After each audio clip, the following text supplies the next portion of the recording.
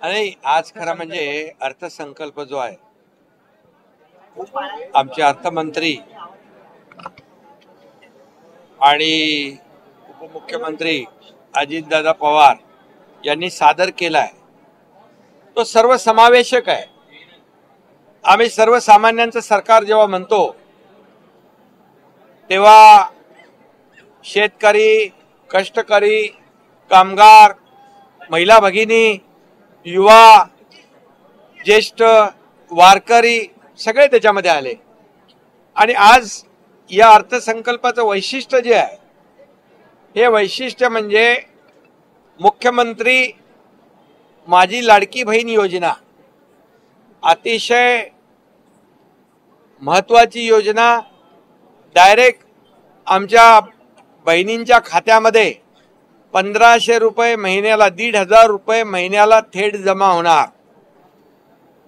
त्याचबरोबर महिलांच्या दृष्टीने सगळ्यात महत्वाचा असतो जेवण बनवायला गॅस. आता त्याच्यामध्ये 3 सिलेंडर वर्षाला, म्हणजे मुख्यमंत्री अन्नपूर्णा योजना आम्ही केली. 3 सिलेंडर ते मोफत आम्ही देणार. त्याच्यामुळे विरोधक गॅसवर आलेले आहेत. आणि तिसरी आमची जी योजना आहे युवकांसाठी, जे मगाशी इथे सांगत होते युवक बेरोजगार आहेत. तुम्हाला मी सांगतो, आमचं सरकार आल्यानंतर सरकारी नोकऱ्यांवरचे निर्बंध आम्ही हटवले. जवळपास 1 लाख सरकारी नोकऱ्या मुलांना मिळाल्यात. आणि खाजगी कंपन्यांमध्ये स्किल डेव्हलपमेंट, स्टार्टअप आणि इतर माध्यमातून मुख्यमंत्री रोजगार योजना याच्या माध्यमातून जवळपास लाखो लोकांना नोकऱ्या मिळाल्या. इथं केसरकर आहेत, जर्मनीमध्ये 4 लाख नोकऱ्यांचा MOU साईन झाला आपल्या राज्य सरकारवर. आणि आता जे बेरोजगार आहेत, सुशिक्षित, त्यांना आम्ही 10,000 रुपये अप्रेंटिसशिप देणार आहोत. हा देखील ऐतिहासिक निर्णय पहिल्यांदा राज्यात होतोय. त्यामुळे बेरोजगार, सुशिक्षित बेरोजगार जे आहेत त्यांना अप्रेंटिसशिप मिळेल. त्यांना नंतर ट्रेंड होऊन नोकऱ्या मिळतील. आणि जे अगोदर सांगत होते लाडली काय बहिणा काहीतरी, नाही, लाडका भाऊ योजना तर आम्ही केली ना, 10,000 रुपये देतोय. पण त्यांनी तर 2.5 वर्ष लाडका बेटा योजना राबवली. त्याचं काय? आणि म्हणून बरोबर आहे ना, लाडका भाऊ पण आम्ही घेतला, 10,000 रुपये देतोय. आणि दुसरा, शेतकऱ्यांसाठी अनेक योजना आम्ही राबवल्या, त्याच्यात मी जात नाही.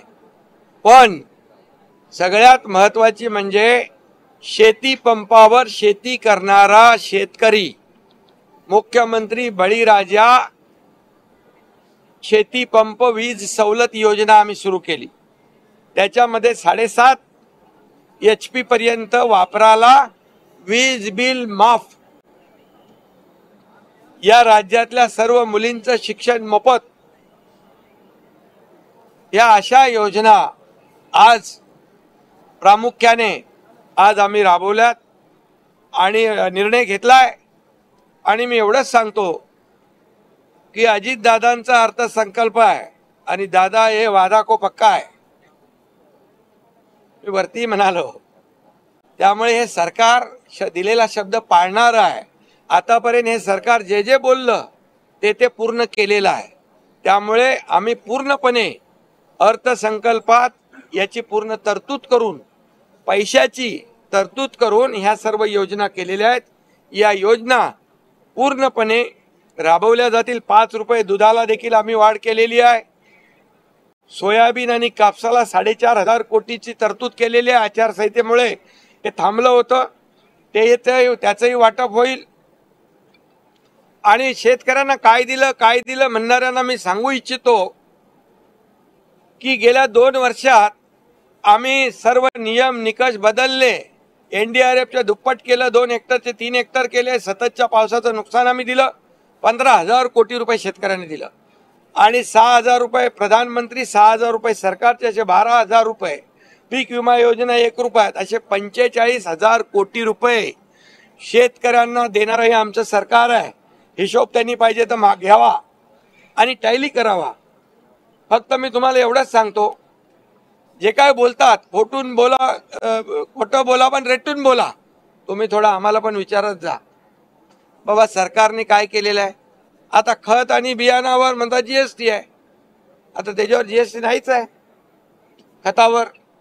आणि त्यामुळे जे खोटं बोलतात पण तुम्ही त्याच्यावर विश्वास ठेवून ते लगेच दाखवता आणि खोटं नरेटिव्ह सेट करून ज्यांनी लोकसभेमध्ये काही मतं मिळवली, आता जनता फसणार नाही.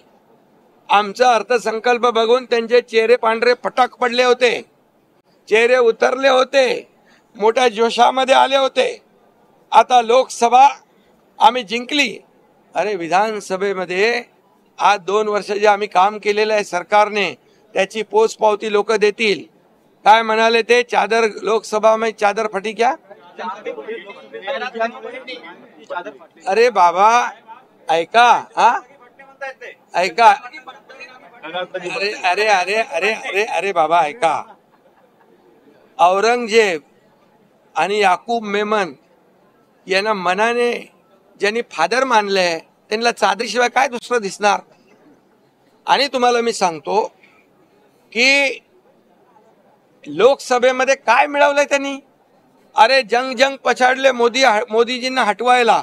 मोदीजी तर प्रधानमंत्री झाले आणि तुम्ही 40-50 वरून 99 वर पोचले. म्हणजे तुम्ही पेढे कसले वाटताय येड्यासारखे.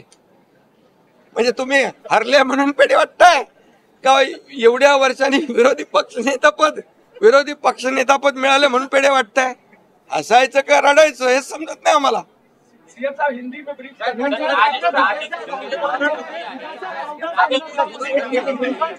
आपको एक मिनट, आज का जो अर्थसंकल्प अर्थ मंत्री और उप मुख्यमंत्री मेरे सहयोगी अजीत दादा पवार जी ने जो सादर किया है, उनका मैं बहुत बहुत अभिनंदन करता हूँ. ये अर्थसंकल्प जो है सर्व समावेशक है. महिला, युवा, किसान, ज्येष्ठ, वारकरी, सभी लोगों को आगे बढ़ाने वाला, उनकी उन्नति, उनकी प्रगति करने वाला, उनको न्याय दिलाने वाला ये अर्थसंकल्प साबित हुआ है. और इसलिए मुख्यमंत्री माझी लाड़की बहन योजना 1,500 रुपया डायरेक्ट डीबीटी वो हमारे बहन के खाते में जाएगा. 3 गैस सिलेंडर, चिंता रहती है ना बहन को, गैस सिलेंडर खत्म हो गया, बढ़ गया.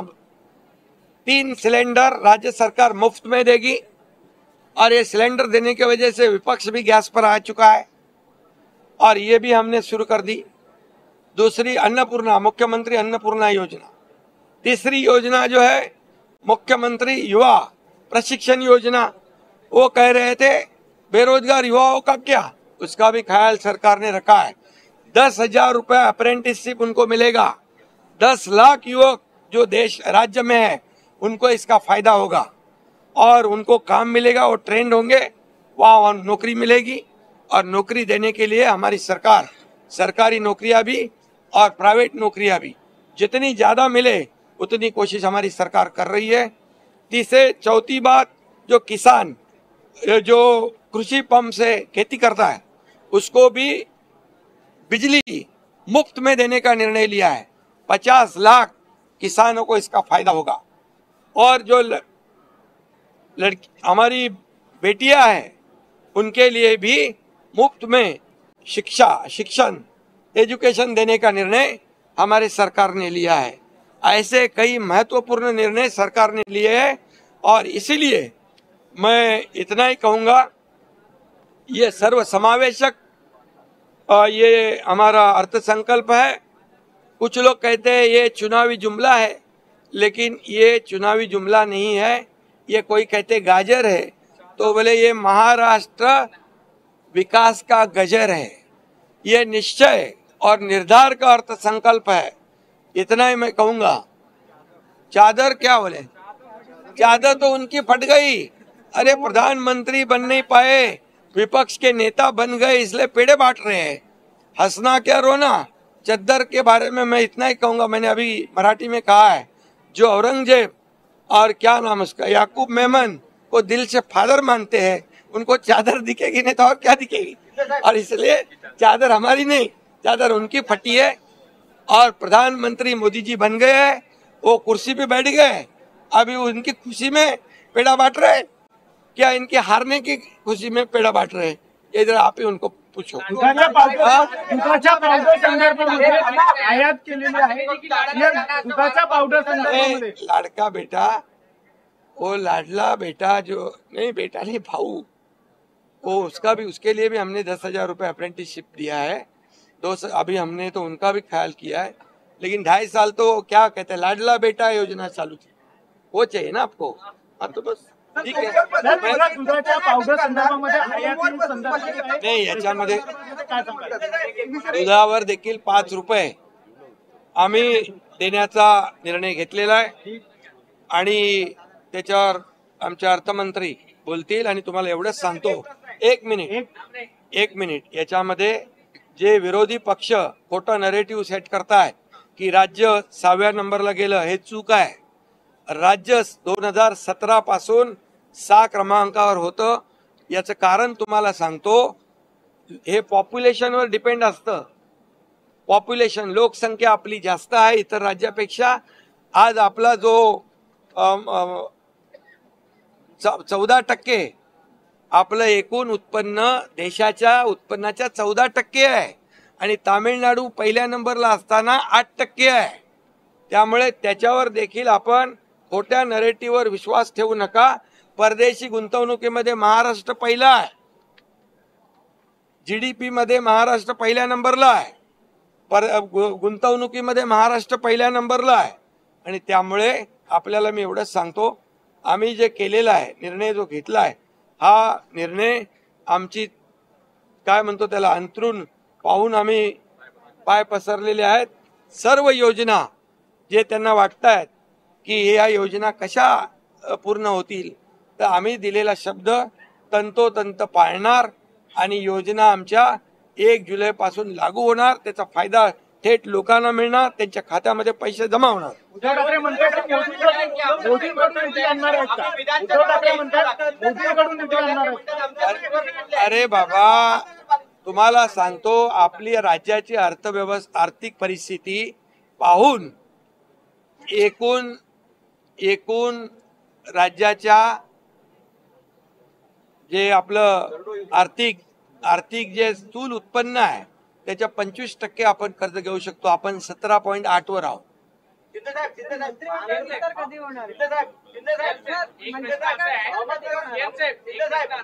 नाही, आता तुम्ही अजितदादा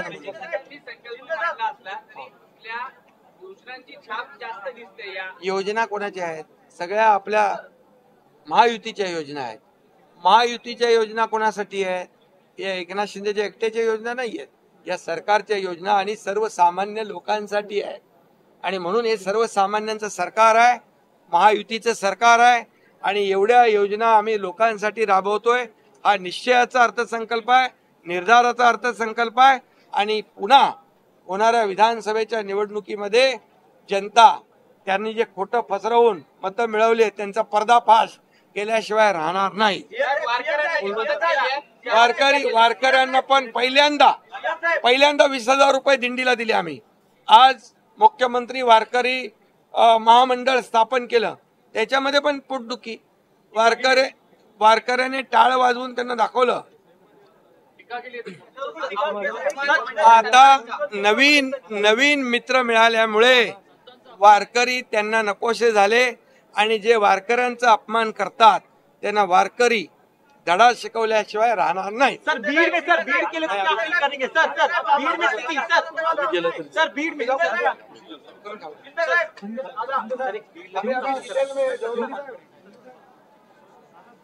आज आताच देवेंद्र फडणवीसांना अर्जंट नागपूरला जायचं होतं म्हणून ते गेले।